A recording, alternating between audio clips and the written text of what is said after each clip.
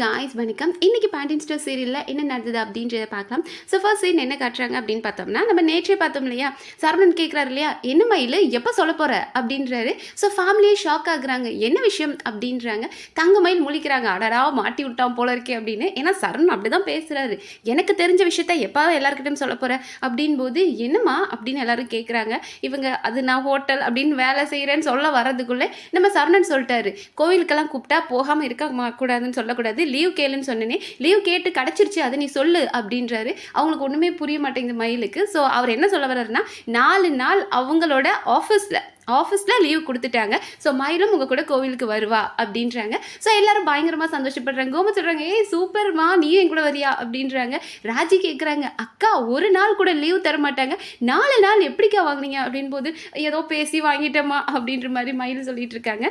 So அவர் வீட்டில் எதுவுமே சொல்ல, அப்பா புள்ள வீட்டில் போட்டு கொடுப்பாருன்னு பார்த்தா, பட் பஞ்சாயத்து வேணாம் அப்படின்றதுக்காக போட்டு கொடுக்கலையாம். ஸோ அவங்க நம்ம எல்லாரும் கிளம்பலாம் அப்படின்ற ஒரு ஐடியாவுக்கு வந்துட்டாங்க. அப்போ பாண்டியன் கேட்குறாரு சுகன்யா கிட்ட, நீயும் போயிட்டு வாமா, எதுக்கு நீ மட்டும் இங்கே இருக்கணும் அப்படின் போது, அது உடனே சுகன்யா மனசுக்குள்ள நினைக்குது, ஆமாம் இதுங்க கூடலாம் யார் போவான்னு. ஆமாம் மனுஷங்களுக்கு மனுஷ ஜென்மத்துக்கு கூட போக பிடிக்கும், அவள் சரியான ராட்சசி, அவளுக்குலாம் இவங்க கூட போக பிடிக்குமா, அவள் சுகன்யா இருந்துட்டு இதுங்க கூட யார் போவான்னு மனசு நினச்சிக்கிட்டு, இல்லை மாமா வேண்டாம், இல்லை நான் வேண்டாம் நான் போகலை அப்படின்றாங்க. அதுக்கப்புறம் நம்ம சுகன்யா இவங்க கோமத்தியம் இருந்துட்டு, ஆமாங்க சுகன்யாவும் வந்துட்டு அப்புறம் வீட்டை யார் பார்த்துக்கிறது அப்படின் போது, பாண்டியன் இருந்து நான் பார்த்துக்குவேன் அப்படின்னு. ஆமாம் உங்களுக்கு சமையல்ல ஆனால் அவனா கூட தெரியாது, நீங்கள் என்ன பண்ண போகிறீங்க அப்படின்றாங்க. மீனாவும் சொல்கிறாங்க, ஆமாம் ஹோட்டலில் கூட வாங்கி சாப்பிட மாட்டீங்க அப்படின் போது, அதெல்லாம் இல்லை நான் வீட்டை பார்த்துக்கிறேன்னு போது சுகன்யா சொல்கிறாங்க, அத்தாச்சி நீங்கள் எதுக்கும் கவலைப்படாதீங்க அத்தாச்சி, நான் வீட்டை நல்லபடியாக பார்த்துக்கிறேன் அப்படின்ற மாதிரி பேசிகிட்டு இருக்காங்க. அண்ட் அடுத்த சீனில் என்ன காட்டுறாங்க அப்படின்னா, நம்ம மயில் வெளியே அப்படியே தனியாக நின்றுட்டுருக்காங்க. ஏன்னா ரூமுக்குள்ளே போக பயம், போனால் அங்கே சரவணன் ஏதாவது திட்டுவானோன்ற பயத்தில் வெளியே நின்றுட்டுருக்காங்க. நம்ம மீனா கரெக்டாக டோரை க்ளோஸ் பண்ணலான்னு வரும்போது, இவங்க அங்கே மயில் நிற்கிறாங்களே அப்படின்ட்டு, அக்கா என்னாச்சுக்கா ஏன்க்கா இங்கே நிற்கிறீங்க அப்படின்றாங்க. இல்லைம்மா உள்ள ஒரே புழுக்கமாக இருக்குது, அதை இங்கே நின்னன் போது, இங்கே கொசு கடிக்குது, இங்கே அதை விட புழுக்கமாக இருக்குது, இங்கே ஏன்க்கா நிற்கிறீங்க, உங்களுக்கும் சரவண மாமாவுக்கு ஏதாவது பிரச்சனையாக்கா, ஏன்னா நீங்களும் சரியில்லை, உங்கள் ஃபேஸும் டல்லாக இருக்குது, மாமாவும் டல்லாக இருக்காங்கன்னு போது, இல்லையே அப்படிலாம் ஒன்றும் இல்லையே, அவங்களும் வேலைக்கு போய் டயர்டாக இருக்காங்க, நானும் வேலைக்கு போய் டயர்டாக இருக்கேன் அதுதான் அப்படின்றாங்க. இல்லைக்கா ஏதோ சம்திங் உங்கள் 2 பேத்துக்குள்ளே ஏதோ ஒரு மாதிரியாக இருக்குன்னு போது, சேச்சா எங்களுக்குள்ளே என்ன பிரச்சனை வரப்போகுது, நாங்களாம் சண்டையே போட்டுக்க மாட்டோம் அப்படின்றாங்க. அதுக்கப்புறம் நம்ம மயில் அந்த பேச்சு மாற்றணும் அப்படின்றதுக்காக, மீனா எடுத்து வச்சுட்டேன் மீனா, பேக்கிங்லாம் முடிச்சிட்டேன் மீனா, முடிச்சிட்டேங்க்கா அப்படின்றாங்க. சரி நாளைக்கு எத்தனை மணிக்கு ட்ரெயின், 8 மணிக்கு அப்படின் போது, ஐயோ அப்போ காலை சீக்கிரம் எந்திரிக்கணும்ல, நம்ம எதுக்கு வெளியே நின்று பேசிக்கிட்டு வா போகலாம் அப்படின்னு சொல்லிட்டு அவங்க கிளம்பிட்டாங்க. ஸோ மீனாக்கு இந்த எப்போ பாரு ஏதோ ஒரு சந்தேகத்துக்குள்ளேயே இருக்கிறா, ரேடார்லேயே இருக்கா அப்படின்ற மாதிரி மீனா அவங்கள பார்க்குறாங்க. அண்ட் அடுத்த சீனில் என்ன காட்டுறாங்க அப்படின்னா, மயில் அப்படியே நேராக ரூமுக்கு போகிறாங்க. சரவணன் ரொம்ப கோபமாக இருக்கார். இவங்க போயிட்டு, மாமா இன்னும் தூங்கலையா மாமா அப்படின் போது, ஆமாம் மனசு ரொம்ப சந்தோஷமாக இருக்குது, தூக்கம் அப்படியே அள்ளுது, ஆனால் நான் தான் வம்படியாக உட்காந்துருக்கேன் பாரு, அதாவது உன்னால் எனக்கு தூக்கமே வரல அப்படின்ற மாதிரி சொல்கிறாரு. அப்போ இவங்க சொல்கிறாங்க, சாரி மாமா இப்படி ஹோட்டலுக்கு நான் வேலைக்கு போகணுன்னு போகலை, ஆனால் அப்படி ஒரு சுச்சுவேஷன் அமைஞ்சிருச்சு, ஆனால் நீங்கள் வீட்டில் சொல்லியிருப்பீங்கன்னு நினச்சன் போது, ஏன் வீட்டில் ஆல்ரெடி இருக்கிற பிரச்சனை பத்தாதா, எல்லோரும் நிம்மதி இல்லாமல் இருக்காங்க, உன் விஷயமும் தெரிஞ்சு இன்னும் அவங்க நிம்மதி கேடணுமா, அதனால தான் நான் சொல்லலை அப்படின்ற மாதிரி சொல்கிறாரு. அப்போ இவங்க சொல்கிறாங்க, சாரி மாமா இப்படி நடக்கும் நான் எதிர்பார்க்கலன்னு போது, ஏன் மயில் உனக்கு ஒரு சர்டிஃபிகேட் கிடைக்கல அப்படின்னா நீ அதுக்குள்ளே சர்டிஃபிகேட் வர வரைக்கும் நீ வெயிட் பண்ணியிருக்கலாம், உன்னை நாங்கள் யாராவது அவசரப்பட்டு போ வேலைக்கு போன்னு சொன்னோமா, எதுக்கு நீ இங்கே மாதிரி இடத்துக்கு போன, சரி அதெல்லாம் விடு, டூப்ளிகேட் சர்டிஃபிகேட்டை அரேஞ்ச் பண்ணிட்டியா அப்படின் போது, அப்ளை பண்ணியிருக்கேன் மாமா அப்படின்னு. சரி அப்ளை பண்ணிட்டேன், அதுக்கப்புறம் அதை ஃபாலோ பண்ணியா அப்படின் போது அவங்க முழிக்கிறாங்க. ஸோ நீங்கள் அப்ளை பண்ணால் மட்டும் போதும், நீங்கள் அதை ஃபாலோ பண்ண மாட்டீங்க, என்ன ஸ்டேட்டஸில் இருக்குன்னு தெரிஞ்சுக்க மாட்டீங்க, அப்படி வானத்துலேருந்து குதிக்குமா மேடம்க்கு அப்படின்றாரு. இல்லை மாமா அப்படின்னு. ஏன் மயில் நீ இப்படி இருக்கிற, நீ எங்ககிட்ட பொய்யே சொல்ல மாட்டேன்னு நினச்சேன், நம்பிக்கையை உடைச்சிட்ட, இன்னும் எத்தனை பொய் என்கிட்ட சொல்லியிருக்க அப்படின் போது, இல்லை மாமா இந்த ஒரு பொய் தான், என்ன நீ நினச்சிட்டு இருக்க, நீ சர்டிஃபிகேட் இல்லைன்னு சொல்லி இந்த வேலைக்கு போவ, அப்போ சர்டிஃபிகேட் கிடைக்கவே இல்லைன்னா அந்த வேலையில இருந்து எங்களெல்லாம் ஏமாத்துவியா, எனக்கு ரொம்ப அசிங்கமாக இருக்குது தங்க மயில், என் கூட வேலை பார்க்குறவங்க கேட்குறான், உன் பொண்டாட்டி எங்கே வேலைக்கு போகிறான்னு கூட உனக்கு தெரியலன்னு கேட்குறா, என்னை அசிங்கப்படுத்திட்டு இல்லை அப்படின்னு சொல்லிட்டு அவர் கோச்சிக்கிட்டு படுத்துடுறாரு. அவங்க கிட்ட பேசவே இல்லை. அண்ட் அடுத்த சீனில் என்ன காட்டுறாங்க அப்படின்னா, ஓகே எல்லாருமே கிளம்பிட்டாங்க. லைக் நம்ம மீனா கிளம்புறதுக்கு முன்னாடி செந்திலுக்கு அட்வைஸ் கொடுக்குறாங்க, இங்கே பாருங்கள் எதிர்த்த வீட்டுக்காரங்க பிரச்சனை பண்ணுவாங்க, அவங்ககிட்ட நீங்கள் பிரச்சனைக்கே போகக்கூடாது, அமைதியாக இருங்க, மாமா என்ன சொன்னாலும் கொஞ்சம் அமைதியாக இருங்க, சண்டை போட்டுக்காதீங்க அப்படின்ற மாதிரி பயங்கரமாக அட்வைஸ் கொடுக்குறாங்க. அவரும் பச்சை புள்ள மாதிரி இப்படியே முழிச்சிட்டு இருக்காரு. என்ன ஒரு மாதிரி இருக்கீங்க அப்படின் போது, நீ ஊருக்கு போகிறேன் போது, ஐயோ நான் இல்லைன்னா ஜாலியாக தான் இருப்பீங்க, சும்மா நடிக்காதீங்க, 4 நாள் தானே சீக்கிரமாக வந்துடுறேன் அப்படின்றாங்க. சரிடி அப்படின்னு அவர் சொல்கிறார். அதே மாதிரி அங்கே நம்ம டாம் அண்ட் ஜெரி கப்பல் தான். ஸோ நம்ம ராஜி அண்ட் கதிர் தான். ஸோ ராஜியும் அதே மாதிரி எல்லாத்தையும் பேக் பண்ணிட்டாங்க. அப்புறம் ராஜி வந்து கதிருக்கு அட்வைஸ் கொடுக்குறாங்க, இங்கே பாரு இந்த லேட் நைட் டெலிவரி இதெல்லாம் பண்ணவே கூடாது. நாங்கள் இல்லை வீட்டில் இல்லை அப்படின்றதுக்காக நீ பாட்டுக்கு நைட்டு ஃபுல்லாக டெலிவரி எடுக்கிறது, 11 மணிக்கு மேலே எந்த டெலிவரி எடுக்கக்கூடாது, சீக்கிரமாக வீட்டுக்கு வந்துடணும் அப்படின்றாங்க.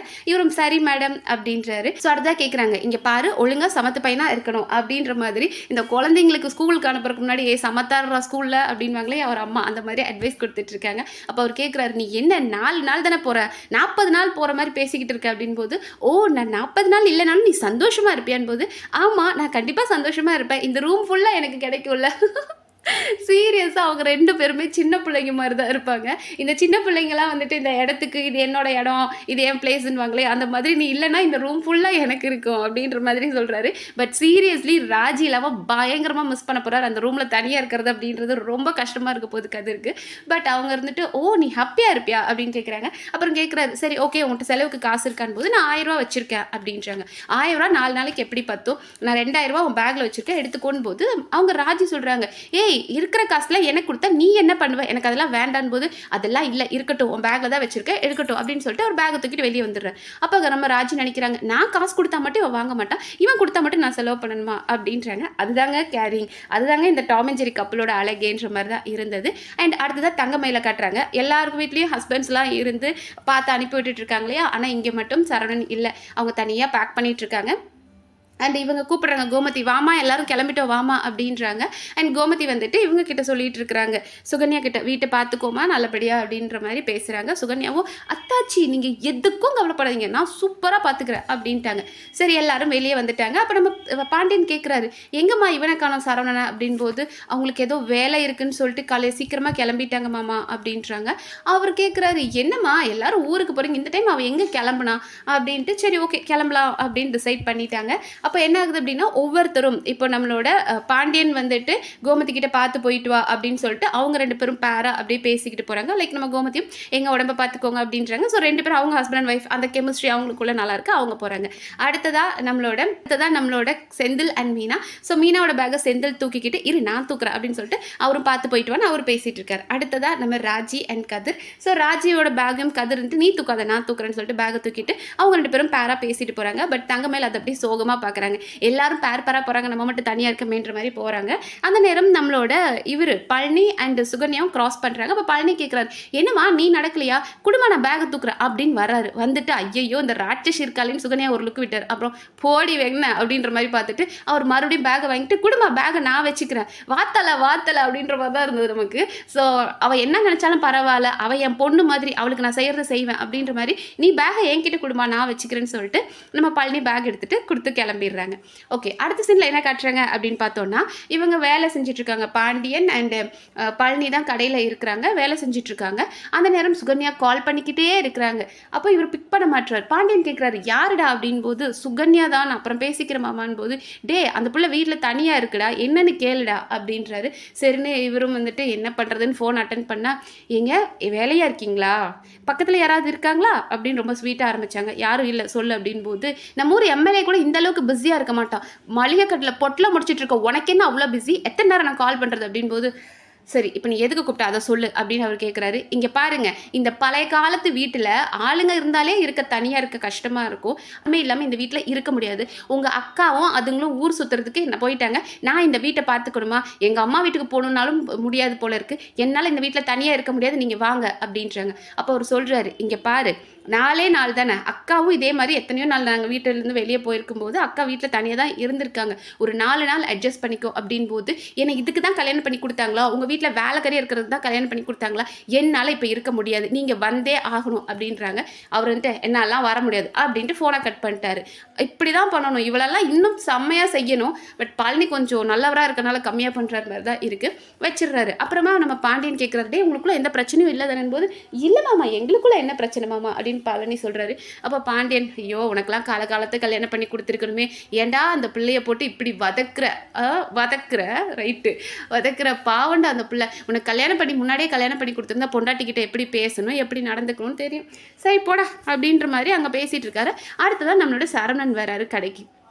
இன்னும் சரவணன் இங்கே வர அப்படின்னு நம்ம பாண்டியன் கேட்டதும், இல்லைப்பா இன்னைக்கு அவ்வளோவா கடையில் வேலை இல்லை அதனால் ஓனர் இன்னைக்கு வர வேணான்னு சொல்லிட்டார் அப்படின்போது ஓனர் இன்னைக்கு வர வேணான்னு சொல்லிட்டாரு. அப்புறம் தம்பிக்கு ஃபோன் பண்ணேன், குமரேச மாமா இல்லைன்னு சொன்னாங்க. அதான்ப்பா நான் சரி நீங்கள் கடையில் எல்லாரும் தனியாக இருப்பீங்களே நான் வந்துட்டேன் அப்படின்போது நம்ம பாண்டியன் சொல்கிறாரு, செந்தில் பார்த்து கற்றுக்கோ அப்படின்போது நம்ம செந்தில் வந்துடுச்சு. என்னப்பா நான் கற்றுக்கணும் அப்படின்போது, ஆமாம் அவனை பார்த்தியா வேலை இல்லைன்னா கடைக்கு வந்து வேலை செய்கிறாள். ஆமாம் அது எனக்கே சொல்கிறீங்க, நான் கரெக்டாக தானே இருக்கேன் அப்படின்ற மாதிரி செந்தில் கேட்குறாரு. உடனே பழனி இருந்துட்டு, மாமா எதுக்கு மச்சான் இப்போ எதுக்கு இவங்க 2 பேருக்குள்ள சண்டை மூட்டி விடுறாங்க, டே உள்ள வாடா பெருசாக வேலை செய்ய வந்துட்டானா வாடா அப்படின்ற மாதிரி அடிச்சு உள்ள கூப்பிடுறாரு.